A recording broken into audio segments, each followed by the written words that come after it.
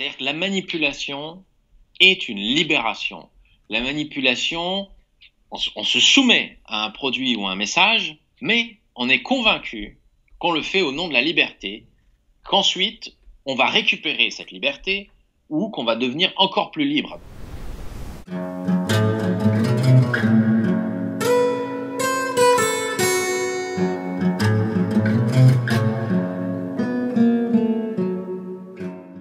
Bonjour ou bonsoir chers amis auditeurs, bienvenue sur les ondes du Terre-Terre Lorrain, bienvenue sur les ondes de Radio Lorraine Enragée. Aujourd'hui je vous retrouve pour vous parler d'un personnage, haut en couleur, un personnage qui est de plus en plus connu et encore, finalement peut-être pas tant que ça, mais c'est un personnage dont il faut parler et je vais en parler avec un invité, quelqu'un qui nous suit, je le sais, qui nous suit depuis l'Est européen, quelqu'un que j'ai eu l'occasion de rencontrer à Budapest. Il s'agit de Yann Gaspard. Monsieur Gaspard, bonjour. Bonjour, bonjour, comment ça va? Eh ben ça va, je suis ravi de vous retrouver, cher Yann, et j'en profite pour saluer votre ami Ferenc, qui j'en suis certain, écoute ce petit son. Et cher Gaspard, eh ben, j'ai le plaisir de vous retrouver pour un ouvrage qui vient de sortir, un ouvrage concernant un personnage donc, que j'évoquais juste avant, qui s'appelle Édouard Bernays, l'homme qui murmurait à l'oreille des foules, ouvrage qui vient de sortir aux éditions de la Nouvelle Librairie. Et vous êtes donc l'auteur de cet ouvrage, je vous présente rapidement, vous êtes journaliste, donc auteur, et vous intervenez régulièrement sur le Visegrad Post.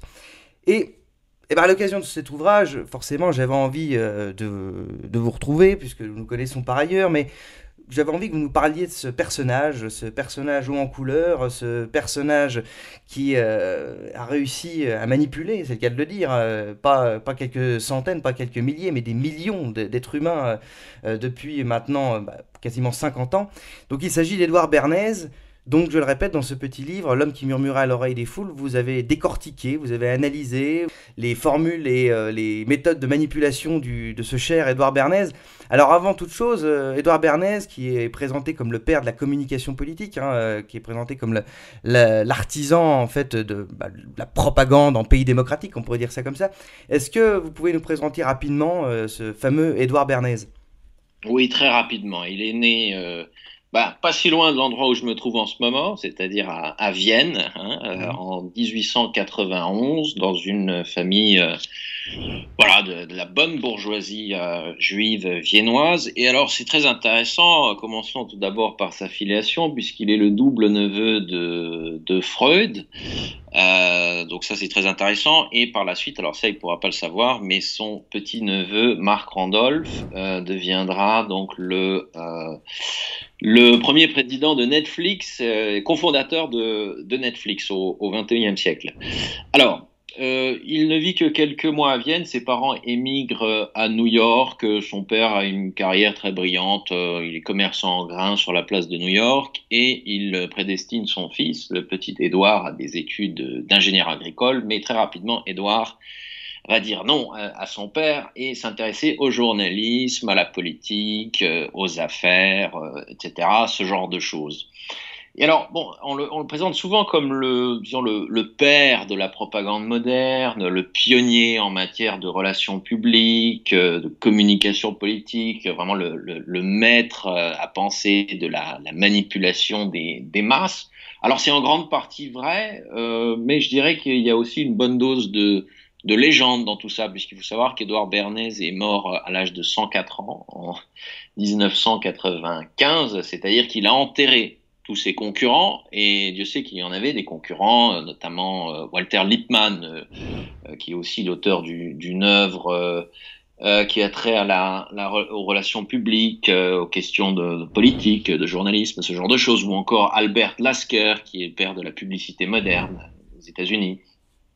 Mais Bernays enterre tout le monde, donc il enjolive sans arrêt ses exploits, la valeur intellectuelle et pratique de son œuvre. Et alors, il est l'auteur de 4 ouvrages, dont le plus connu est bien évidemment Propaganda, 1928, dans lequel il explique comment est-ce qu'il faut s'y prendre en s'appuyant sur les avancées de la psychologie, de la sociologie, pour maintenir une certaine stabilité en régime démocratique. Comment est-ce qu'il faut sans arrêt insuffler des messages de propagande aux foules pour les décourager de se révolter. Et il met aussi sur pied un nouveau métier, le métier de conseiller en relations publiques, qu'il exercera toute sa vie. Alors, il est l'auteur d'une œuvre, mais surtout aussi, je dirais, l'auteur de grands coups. C'est par exemple lui qui est en partie, je dis bien en partie, puisqu'il d'autres étaient aussi sur cette affaire, à l'origine du tabagisme féminin à la fin des années 20. On va parler de ça, oui, oui. Le petit déjeuner à l'américaine, les œufs et le bacon, il a aussi participé, ça c'est bien évidemment très intéressant par rapport à ce qui arrive depuis février 2022. Il a participé pendant la Première Guerre mondiale à la commission Krill, hein, du nom de George Krill, qui était ce journaliste américain chargé par le président Wilson en 1917 de retourner l'opinion publique américaine, de la convaincre de la nécessité pour les États-Unis d'entrer en guerre sur le continent européen, puisqu'il faut savoir que d'un point de vue américain, enfin le point de vue américain en 1917, lorsque Wilson est réélu de manière massive contre le candidat républicain de l'époque, eh bien, il est essentiellement réélu sur un message, non pas pacifiste, mais disons assez isolationniste. Et en avril 1917, le 6 avril, il déclare la guerre, enfin il entre en guerre, et puis une semaine plus tard, il met en place cette commission Krill qui va se charger par une opération c'est la première opération de propagande permanente, massive, et qu'Edouard Bernays va voir de près. Et ensuite, entre deux guerres, voilà, plutôt les affaires commerciales. Il travaille avec des théâtres, des entreprises de l'agroalimentaire, des entreprises de l'industrie du tabac, et aussi il est en cheville avec les milieux politiques et gouvernementaux américains. Ça, ce sera plutôt pendant la Deuxième Guerre mondiale et ensuite pendant la guerre froide, où il va se charger, eh bien, de mettre en place des campagnes de propagande, notamment l'exemple le plus connu, c'est au milieu des années 50 au Guatemala, hein, où le président Guzman, guatémaltèque, qui a été élu démocratiquement par ailleurs, menace de se rapprocher de l'Union soviétique et d'opérer une redistribution des terres. Et alors ça, évidemment, ça ne plaît pas au service secret américain. Oui. Les intérêts privés et aux intérêts stratégiques américains. Donc, Edouard Bernays avec la CIA et avec ses clients de la United Fruit Company, eh bien, il va mettre en place une campagne de Black PR, hein, comme on l'appellerait aujourd'hui, c'est-à-dire taper sur les méchants rouges, sur les méchants communistes. Oui, sauf que le problème, ça va fonctionner, mais le prix de tout ça, eh ça va être une guerre civile absolument affreuse, des dizaines de milliers de morts, à un tel point que même le président Bill Clinton, dans les années 90, s'est excusé auprès des autorités guatémaltèques du rôle néfaste qu'avaient joué les États-Unis dans le retournement politique dans les années 50-60 au Guatemala en faveur des intérêts stratégiques et commerciaux américains, qui avait donc déclenché une guerre civile que les Américains finançaient, certains groupuscules armés, de l'autre côté l'Union soviétique. Vous voyez cette guerre froide qui avait lieu, mais qui avait ses points chauds, en quelque sorte à la périphérie des deux grands hégémons de l'époque. Et bien ça, Edouard Bernays a eu un rôle absolument central là-dedans. Il a beaucoup exagéré son rôle dans d'autres affaires, mais au Guatemala, il était vraiment en première ligne, hein, pour le compte de la CIA et ses clients, voilà, de l'industrie des fruits et des légumes, qui avaient évidemment qui avaient eu de l'urticaire quand les autorités guatémaltèques avaient voulu nationaliser les terres, en fait. Donc vous l'aurez compris, chers auditeurs, cet Édouard Bernays est un personnage clé pour comprendre, bien sûr, les grands principes de la communication politique, les grands principes aussi de ce qu'on appelle la propagande dans les dictatures, même si lui va inventer un terme qui finalement adoucit un peu les choses. Et j'aimerais qu'on revienne là-dessus. Vous avez cité le nom donc, de Walter Lippmann, lui qui est aussi connu pour son bouquin Public Opinion, donc qui est, oui, comme vous l'avez dit, un espèce de mentor pour Édouard Bernays. Et Édouard Bernays va créer cette espèce de concept qu'il appelle la manufacture of a consent, la fabrique du consentement. Alors, en quoi ça consiste? Puisque vous nous avez précisé que Bernays était donc parenté avec Freud. Il va également lire les gens comme Gustave Le Bon, la psychologie des foules. Donc, il va s'intéresser à la psychologie globale, à la psychologie de masse. Et pour appliquer ces nouvelles méthodes de communication, ces nouvelles méthodes pour convaincre la masse, il applique donc ça, la fabrique du consentement. En quoi ça consiste, la fabrique du consentement dans nos chères démocraties libérales? Oui, alors la fabrique du consentement, je crois que c'est un terme qui a été utilisé pour la première fois par Lippmann, hein. Mhm. Je tiens à préciser d'ailleurs que Lippmann était quelqu'un, c'est souvent comme ça dans l'histoire, c'est-à-dire qu'on retient les plus médiocres alors que les plus doués sont un peu laissés de côté. Enfin, c'est souvent le plus médiocre Oui, c'est qui vrai. l'emporte. Lippmann était bien plus brillant sur le plan intellectuel et même dans les affaires qu'Édouard Bernays. Donc, on doit ce terme à Walter Lippmann qui explique bien, eh bien que la foule des individus, en réalité, doit être modelée, doit être uniformisée pour éviter qu'elle éclate ou que ses membres, c'est-à-dire les individus, se mettent à raisonner et à comprendre quels sont les projets les véritables projets derrière une décision politique.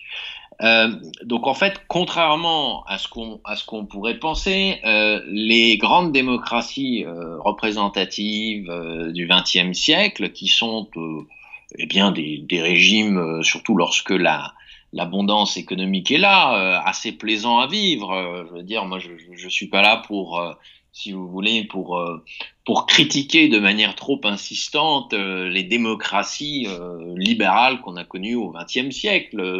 Évidemment, je pense que c'était tout de même un peu plus doux Mhm. euh, fédisme que la Russie de Staline des années 30, hein, c'est évident. Simplement, ce que l'on oublie de préciser systématiquement, c'est que non, la cohérence de ces systèmes démocratiques n'est pas obtenue par des décisions rationnelles de chaque individu, mais par des intermédiaires qui sont en cheville avec les gouvernements, avec les sphères privées, et qui sont sans arrêt là pour orienter une masse critique suffisante pour qu'une décision politique soit prise et qu'elle s'implante sur le moyen et long terme, eh bien, il faut qu'elle soit soutenue par une masse assez importante d'individus. Mhm. Donc, ce qui m'amène à dire, et Édouard Bernays l'explique parfaitement, c'est que la propagande n'est pas du tout quelque chose d'étranger à la démocratie, c'est même son pilier, son carburant principal, c'est-à-dire qu'un régime démocratique ne peut pas fonctionner sans manipulation et sans propagande. Mhm. Il faut que les individus soient mis dans une foule et ensuite, comme entité distincte, il faut insuffler des messages à cette foule, la manipuler pour qu'elle aille dans certains sens, pour la contenir en réalité, et pour tout simplement éviter la révolte. Une des phrases que je cite dans le livre, c'est une phrase de 1925 de Walter Lippmann, où il explique le public doit être mis à sa place afin que les hommes responsables puissent vivre sans crainte d'être piétinés ou encornés par le troupeau des bêtes sauvages. Alors ça, c'est une vision typiquement américaine de la démocratie, hein, qui vient de très loin en réalité, des débuts des États-Unis, hein, de la fin du XVIIIe siècle, de Hamilton en réalité, qui explique que non, les individus ne sont pas doués de raison, ils ne sont pas là pour réfléchir, il ne faut pas essayer, c'est un troupeau, et si on ne fait rien de ce troupeau, il va se précipiter sur nous, il va nous détruire, il va nous renverser. Donc, pour éviter cela, il faut de la propagande. Il faut que les décisions prises soient soutenues dans la population. c'est ce qu'on peut appeler un régime horizontal de la propagande horizontale, c'est-à-dire que ce n'est pas quelque chose qui est imposé de manière verticale d'en haut, comme ça a pu être le cas, ça pouvait être le cas dans les grands systèmes totalitaires du XXe siècle, c'est-à-dire il y avait quelque chose de très coercitif, de très affirmatif, de très autoritaire. C'est quelque chose d'horizontal, c'est quelque chose d'imperceptible. Édouard Bernays emploie plusieurs fois ce terme dans Propaganda. Pour lui, il définit la propagande comme un mouvement imperceptible, c'est-à-dire que la foule ne doit pas se rendre compte qu'elle est manipulée. Encore une fois, je pars de ce petit ouvrage et aussi une façon de répondre à toutes les personnes comme ça qui systématiquement agitent ce chiffon rouge du complotisme pour discréditer tous les discours qui ne leur plaisent pas en réalité. Alors moi, je ne suis pas du tout un complotiste, si vous voulez, de style s'asseoir voilà, des chapeaux haute forme, cigares, fauteuil club. Non, le monde ne fonctionne pas comme ça, c'est très compliqué, il y a plusieurs couches de pouvoir, mais nier le fait que la propagande n'existe pas en démocratie, qu'il n'y a pas de conseiller en relations publiques. Enfin, je regrette maintenant, depuis quelques mois, tout le monde connaît le nom de l'entreprise en France qui s'appelle McKinsey. Par exemple. McKinsey, qui n'a aucune légitimité démocratique, qui passe des contrats avec les pouvoirs publics financés par notre argent. Eh bien, cette entreprise est là pour conseiller les gens qui nous gouvernent, pour prendre telle ou telle décision et surtout pour expliquer les décisions, pour faire adhérer les Français à ces décisions. Voilà, on appellerait faire de la pédagogie. Voilà. Oui, alors on appelle ça de la pédagogie, ça c'est le terme, disons, le plus sympathique, ou aussi parfois même communication, ça passe encore. Non, en réalité, propagande, hein, c'est-à-dire qu'on propage certains messages, hein, c'est de la propagande, etc. Parce qu'on associe le terme propagande à Staline, à Goebbels, etc. Oui, très bien. Oui, on connaît la propagande nazie, la propagande soviétique, ce genre de choses, ça, très bien. Mais ne pas parler de propagande démocratique, c'est-à-dire expliquer que non, la démocratie, c'est très bien, tout est parfait, tout est rose, et ça fonctionne parce que les gens sont libres, égaux, etc. Ils réfléchissent, ils sont libres de réfléchir. Non, ça c'est pas sérieux. Il suffit de se plonger dans les textes historiques et notamment de ces acteurs politiques ou de ces journalistes américains conseillers en relations publiques et qui par ailleurs, peut-être que c'était une mauvaise idée de leur part, eh bien, on fait des livres à ce sujet et on remplit des pages entières eh bien, de phrases qui, s'ils étaient sous-pesés par bonne partie de la population française, eh bien, peut-être que la France ne serait pas gouvernée de la même manière en ce moment, parce que c'est absolument explosif, ce qu'on peut évidemment lire dans Walter Lippmann, dans Édouard Bernays. Il y a des termes, notamment le terme de gouvernement invisible, de mouvement imperceptible, comme je le disais tout à l'heure, ce genre de choses, le troupeau, les bêtes sauvages, la révolte, voilà. C'est-à-dire qu'il faut que ces gueux soient contenus, il faut sans arrêt les caresser dans un sens qui est le nôtre, sinon on va se les prendre en pleine figure. Donc il faut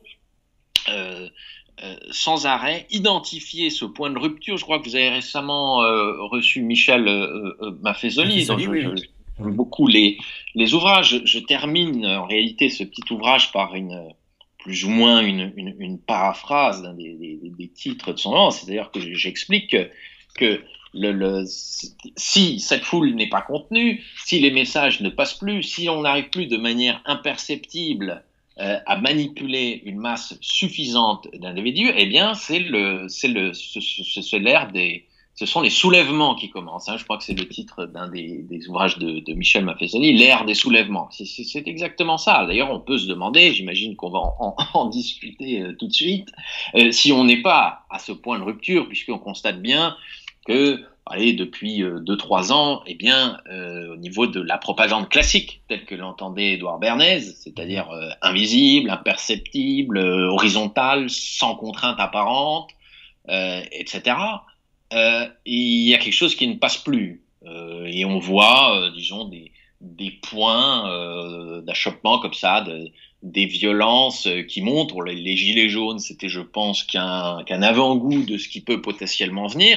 Eh bien, tout cela, on peut l'analyser d'un point de vue économique, d'un point de vue démographique, aussi d'un point de vue des tensions par rapport à l'immigration, ce genre de choses. Mais on peut aussi expliquer tous ces phénomènes de révolte spontanée, dont les gilets jaunes sont une quintessence, d'un point de vue, si vous voulez, de la propagande, de la communication. C'est qu'à un moment donné, ce dialogue permanent, cet assentiment qu'ont les foules vis-à-vis de leurs gouvernants, c'est-à-dire se passer les menottes sans se rendre compte qu'on est pieds et mains liés, c'est-à-dire que pas de contraintes apparentes, comme dans les systèmes totalitaires.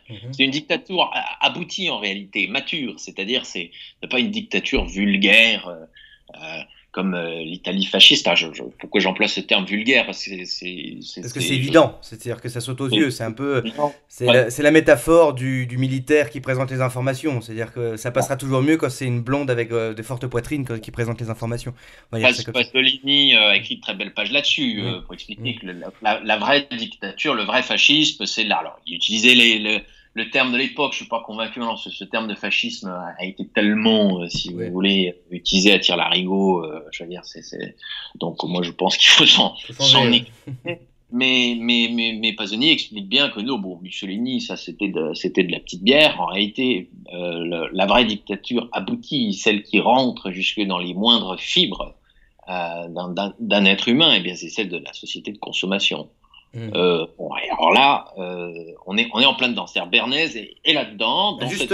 Justement, cher ami, là on pose un peu le cadre, et bien sûr, il faut toujours poser le cadre quand on démarre quelque chose. Mais moi, ce qui m'intéresse, c'est j'espère que ce son ne sera pas écouté, entendu, diffusé uniquement par ceux qui savent déjà. Mais ce qui m'intéresse, c'est faire découvrir le personnage à ceux qui ne le connaissent pas encore. Et j'aimerais juste, maintenant qu'on a posé un peu le cadre et qu'on a vu qu'Édouard Bernays avait saisi en fait comment parler en démocratie libérale à la foule, à la masse, j'aimerais juste qu'on donne quelques exemples. Vous avez parlé de la Commission Creel, donc qui est, vous l'avez dit, donc cette méthode, cette façon de faire qui a permis à l'opinion publique américaine de se retourner alors que les Américains ne voulaient pas rentrer en guerre lors de la Première Guerre mondiale, et finalement grâce à cette commission, avec Bernays et d'autres derrière, cela s'est quand même passé. Mais il y a deux exemples qui sont développés, je crois, dans son livre, donc Propaganda, qui est sorti en 28. C'est bien sûr l'utilisation du féminisme pour mettre les femmes à la cigarette, et également le fameux petit déjeuner américain. Est-ce qu'on peut développer sur ces deux exemples? Oui. Petit déjeuner à l'américaine, tout d'abord pour commencer, parce que là, il est sûr qu'en réalité, Édouard Bernays a eu un rôle absolument direct, alors que pour ce qui est des cigarettes, il a un peu exagéré son rôle. Là, comme D'accord. Petit déjeuner américaine, c'est très simple, c'est-à-dire qu'il a des clients qui sont des entreprises de l'agroalimentaire et qui constatent bien que il y aura un manque à gagner assez conséquent en matière de tout ce qui est gras, les œufs, le bacon, ce genre de choses. Donc la question qu'on se pose, c'est comment est-ce qu'on pourrait faire pour vendre plus? Et là, Édouard Bernays vient avec une idée de génie qui dure depuis et comprendre tout de suite.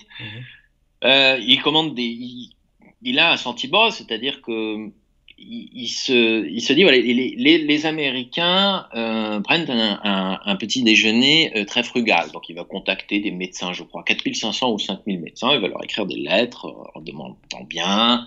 Voilà, est-ce que c'est vrai? Est-ce qu'il y a des études qui existent là-dessus? Voilà, comment s'alimentent les Américains pour commencer leur journée? Et tous ces médecins vont bien leur confirmer que non, oui, votre pressentiment est bon, c'est-à-dire que petit déjeuner frugal, c'est-à-dire qu'on mange à peine dans les années 20 aux États-Unis pour démarrer sa journée.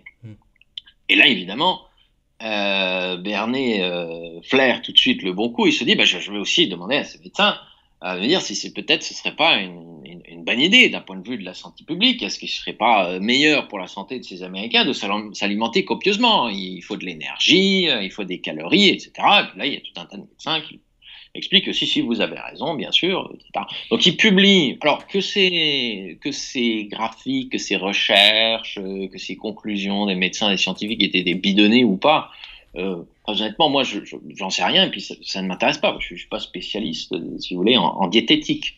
Simplement, la manière dont Edouard Bernays va mettre tout ça en place, c'est qu'il va publier, donc il a énormément de relations dans la presse, les magazines, les quotidiens, etc., sur tout le territoire américain. Il va publier les résultats de ces recherches et les médecins qui expliquent que voilà, c'est très bon pour la santé que de manger beaucoup le matin pour commencer sa journée. Donc en fait, tout ça passe par l'autorité des médecins qui sont là en photo dans les magazines, blouse blanche, stéthoscope. J'imagine que ça vous rappelle quelque chose, n'est-ce pas? Si, hein, c'est-à-dire qu'on ne vend pas le bacon ou les œufs. Non, on vend la médecine qui va avec. Voilà, on vend l'autorité du médecin. Voilà. Et là, le tour est joué. En quelques semaines, en quelques mois, les ventes de bacon et d'œufs explosent et on est toujours en plein dedans. Moi, je veux dire, à Budapest, je suis sûr qu'à Nancy, à Paris, en France, c'est pareil. On peut prendre des petits déjeuners à l'américaine. Et ben ça, il faut le savoir. Eh bien, c'est Edouard Bernays. Voilà. C'est quelque chose qui a été artificiellement créé par Edouard Bernays. Voilà. C'est la première chose. Oui, pardon, oui. Et pour les cigarettes alors?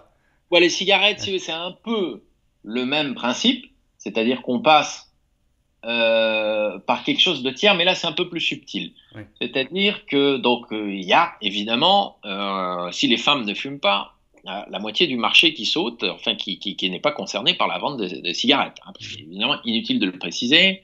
Voilà, dans la première partie du XXe siècle, les femmes fument encore très peu, ou alors c'est réservé au cercle voilà, de la haute société, ce genre de choses. Mais les femmes n'ont pas d'habitude de tabagisme comme on peut le voir de nos jours, bien évidemment. Et alors là, Edouard Bernays a en partie l'idée, c'est-à-dire qu'il va, par les réseaux qu'il a, il a une correspondance avec son oncle Freud et notamment le psychiatre américain qui est en charge de la publication des œuvres et de la traduction des œuvres de Freud aux États-Unis. Il va lui écrire pour lui demander voilà, qu'est-ce que vous évoque d'un point de vue psychanalytique la cigarette. Alors le type va lui dire la cigarette c'est quelque chose, c'est un symbole phallique, c'est une affirmation, c'est une émancipation, etc. C'est quelque chose de vertical, c'est quelque chose qui peut défier une autorité qui existe déjà. Bernays va se dire oui, il faut mettre une cigarette dans la bouche des femmes.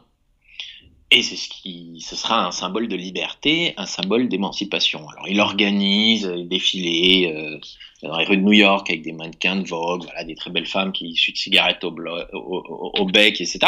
Et puis voilà, les femmes américaines vont se mettre à rêver de tout ça, d'émancipation, de progrès, de défier l'autorité de leur mari, etc. Et puis comme vous le savez, c'est-à-dire que maintenant... hygiénisme oblige. Encore une fois, je ne rentre pas dans la question de savoir est-ce qu'il faut interdire la cigarette dans les lieux publics en termes de santé publique. Je ne suis pas spécialiste de la question. Force est de constater que le cow-boy cigarette au bec ou l'homme qui fume, sauf quand des femmes sont présentes dans la salle ou en tout cas qui demandent la permission de la femme, tout ça c'est le vieux monde. C'est le monde paternaliste, c'est le monde masculin, où les femmes avaient un autre rôle qu'elles n'ont maintenant. Voilà, c'est comme ça, c'est l'évolution de quelques décennies. Et Bernays est précurseur là-dedans. C'est-à-dire que la manipulation est une libération. La manipulation, on se soumet à un produit ou à un message, mais on est convaincu qu'on le fait au nom de la liberté, qu'ensuite on va récupérer cette liberté ou qu'on va devenir encore plus libre. Pareil, j'imagine que ça vous rappelle quelque chose, quand on a commencé à vous expliquer, ah oui, mais le retour à la vie d'avant, c'est au nom de des bonnes valeurs, des bons sentiments, etc. On sera plus libre ensuite. L'invention technique qui émancipe, le progrès qui libère, ce genre de choses. Edouard Bernays est en plein là-dedans, c'est-à-dire que la propagande qui passe et qui est acceptée ne doit pas s'accompagner de plus de contraintes apparentes et encore moins de contraintes physiques. Il aurait eu horreur de ça, évidemment. Mais ça doit être une libération, une émancipation. Mhm. Alors là, évidemment, c'est pour ça que c'est là-dessus que je termine l'ouvrage dans un quatrième chapitre, hein, où j'essaye un peu d'adapter l'œuvre et les pratiques de Bernays à ce qui se passe depuis le début grosso modo depuis le 11 septembre 2001. C'est une date à laquelle on a commencé à expliquer aux Américains, nous pourrons rester libres et devenir encore plus libres et continuer à être libres si on se contraint. Hein. Patriot Act, c'est ça. Bien sûr. Plus de surveillance, de la censure, du contrôle au nom de la liberté, etc. Mais apparente, c'est-à-dire c'était revendiqué. Et alors évidemment, en mars 2020, tout ça explose au grand jour, c'est-à-dire que de manière tout à fait officielle, étatique, revendiquée, sans vergogne, on va expliquer aux populations que voilà, la liberté, c'est quelque chose que vous avez connu. Maintenant, vous ne la connaîtrez plus. Peut-être que vous la retrouverez après. Heureusement, on l'a retrouvée, hein, en grande partie. C'est-à-dire qu'on n'est pas...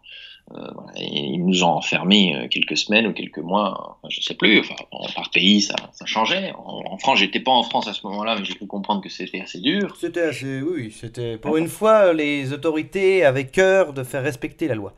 Voilà. Et alors là, ça, c'est vraiment ce que j'explique dans le livre, c'est la fin de la mécanique Bernays. C'est la fin. C'est-à-dire que pour fonctionner, de la propagande moderne, la propagande horizontale, à deux conditions. La première, pas de contrainte apparente. Bon, bah là, hein, on s'en est pris plein la figure, hein, de contraintes apparentes, pas de problème. Hein, c'était même marqué noir sur blanc sur les papiers qu'il fallait. Contraintes apparentes revendiquées de manière tout à fait officielle. Et la deuxième, qu'il aborde de manière assez indirecte dans ses œuvres, dans ses pratiques, mais d'un point de vue historique, ça se recoupe. C'est-à-dire que tout ça, ce bâton de la propagande, a priori invisible, fonctionne lorsque l'économie tourne. Hein. C'est-à-dire, grosso modo, lorsque la clientèle que Bernays va faire venir chez ses clients, c'est-à-dire essentiellement voilà, les troupes très nombreuses de la classe moyenne, tant que c'est stable, hein, tant que tout le monde a de quoi bouffer, tant que tout le monde a plus ou moins du travail, ça passe. On peut à peu près raconter tout et n'importe quoi, personne. Quand on arrive à des points, si vous voulez, des régions en France où il y a 30-40% de chomage, c'est plus pareil. Ça fonctionne. Alors, c'est très, si vous voulez, un esprit très instinctif peut comprendre ça. C'est très naturel. Mais justement, et ça c'est un autre point très important, c'est que, et qui est complètement contre-intuitif, et ça on a pu s'en apercevoir en mars 2020 et aussi par rapport à toutes ces histoires de Russie-Ukraine, c'est-à-dire que plus on est haut dans l'échelle sociale, plus on a reçu cette éducation, bien sûr, il y a toujours des exceptions, mais là on parle en termes de catégorie, hein, parce qu'il faudrait éviter en logique de groupe en sociologie. Mais grosso modo, plus on est haut dans la hiérarchie sociale, plus on gobe la propagande. Tandis que lorsqu'on est en bas, donc forcément plus exposé à des périls économiques, eh bien, on a tendance à moins la gober. Ça, c'est, disons, l'explication économique et sociale. Et il y a une autre explication qui est un peu plus, je dirais, psychologique. Eh bien, c'est que tout simplement, contrairement à des personnes qui s'ingurgitent des quantités d'informations absolument faramineuses, donc il y a même certaines personnes dont c'est le métier, c'est-à-dire un professeur d'université, ou par ailleurs un retraité qui regarde BFM TV toute la journée, ou alors un jeune urbain hyper connecté qui est sur son téléphone toute la journée. Eh bien, quand on est bas dans l'échelle sociale, on ne s'ingurgite pas cette quantité faramineuse d'informations.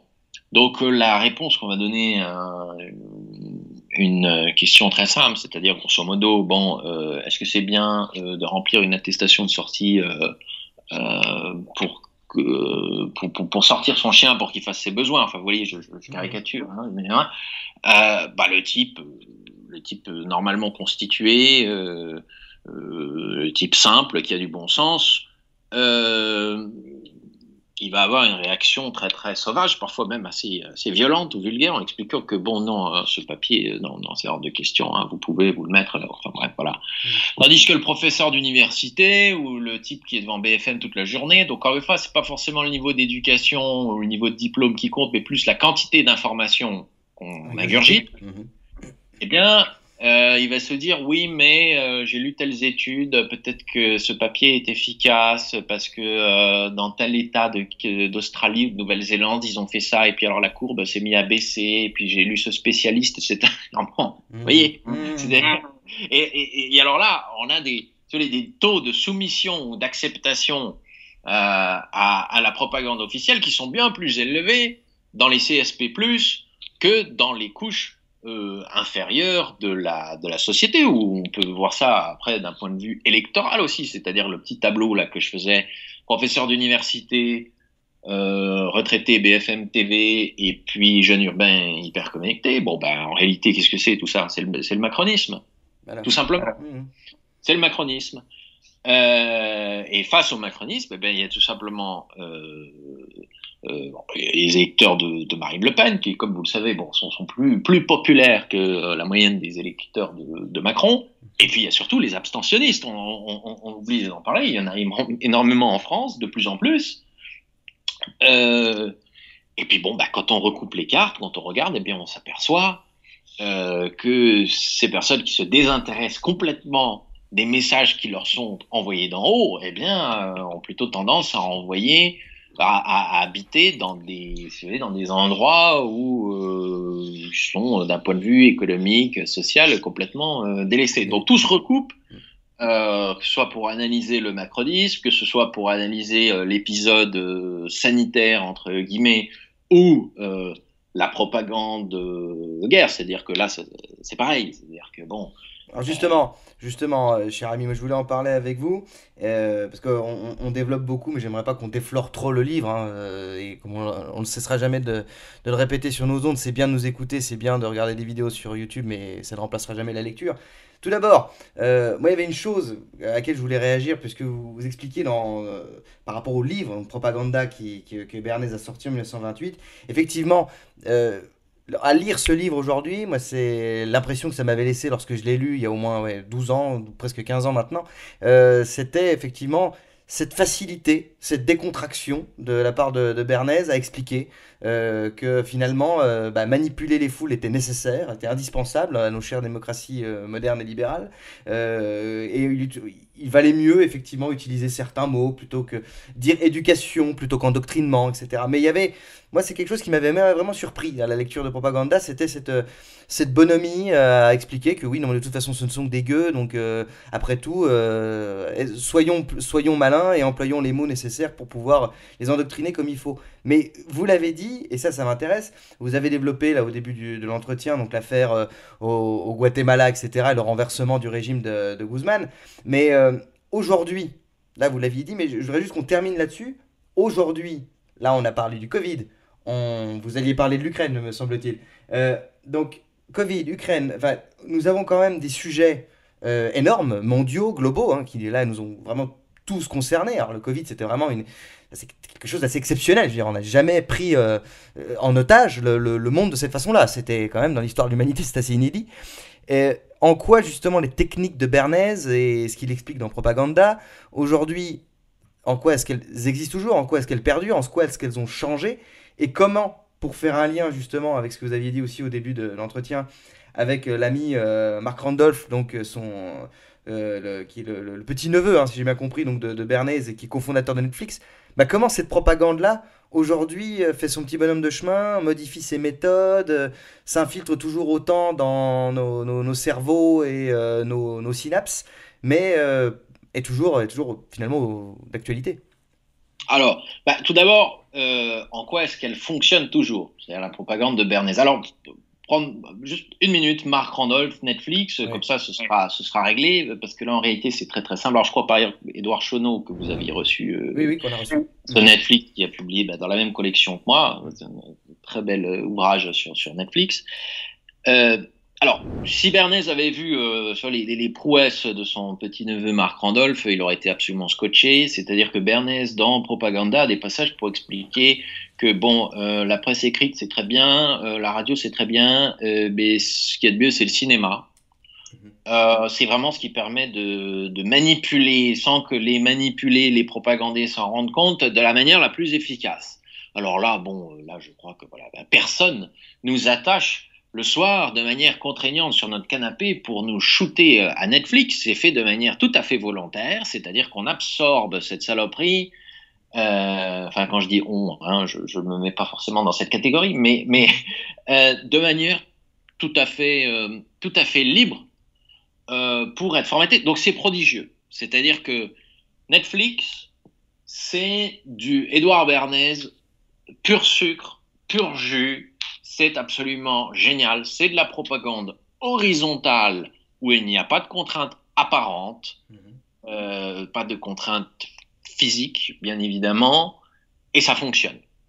C'est absolument clair. L'autre exemple qui fonctionne aussi très bien à travers si vous voulez, l'histoire d'Edouard Bernays, je ne veux pas développer, mais c'est tout ce qui concerne la psychométrie, les réseaux sociaux, etc. C'est-à-dire qu'au premier clic, sans s'en rendre compte, bon, on n'a pas le choix, hein, de toute façon, il faut bien qu'on se serve d'un ordinateur, mais on est complètement prisonnier d'espèces d'algorithmes qui ont des points d'entrée, des milliers sur chaque individu pour comprendre notre humeur, pour nous proposer telle publicité, telle page, etc. etc. Bon. Ça, Bernays, ça fonctionne à merveille, c'est-à-dire pour comprendre tout ça, en partie, on peut en partie le faire grâce à Edouard Bernays, pas simplement, mais disons qu'Edouard Bernays permet de comprendre la mécanique de Netflix et la mécanique, si vous voulez, de la psychométrie des réseaux sociaux. Donc ça, Bernays est toujours d'actualité.